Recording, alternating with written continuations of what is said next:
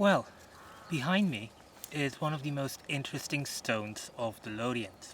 It is actually Loth stone.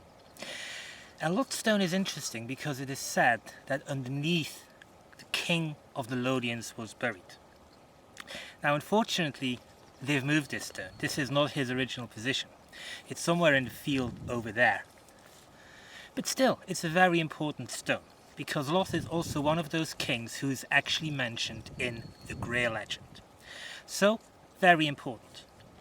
King Loth was the ruler of the Votadini, which the Celts remember as the Gododin, which once again shows you how this really was a landscape of the gods, and that's precisely the title I chose for my book, Landscape of the Gods.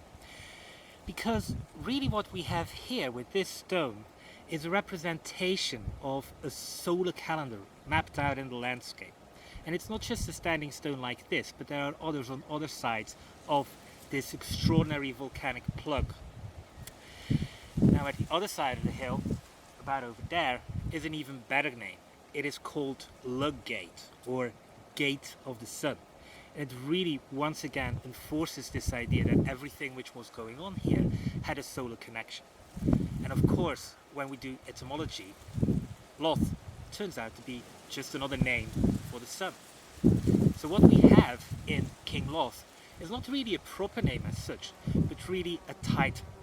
He was a king who ruled the Lothians in the name of the sun, the solar representative on Earth.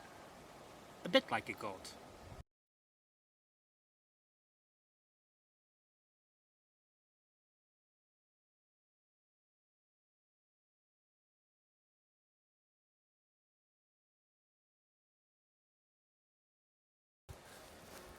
If only the stones could speak, or Loth through the stones. What he would tell us is that he really is a recent addition to this landscape. The Grail is a few hundred years old. King Loth and the Gododin a bit older. The Votadini really only go back to Celtic times. They were here when the Romans came here in roughly the first few centuries of our era. But this stone here was erected somewhere in that field 4,000 years ago, 2000 BC. At that moment in time, this stone and similar stones all over the Lothians were erected. And that's really very old and very ancient. And it shows how Loth indeed is just the latest incarnation of a much further and a much older landscape, a landscape of the god. And really, that is what this is all about. So this stone really sits in the middle, pretty much of nowhere, but it is one of my favorite places in the Lothians. And why wouldn't it be? It's where a king lived.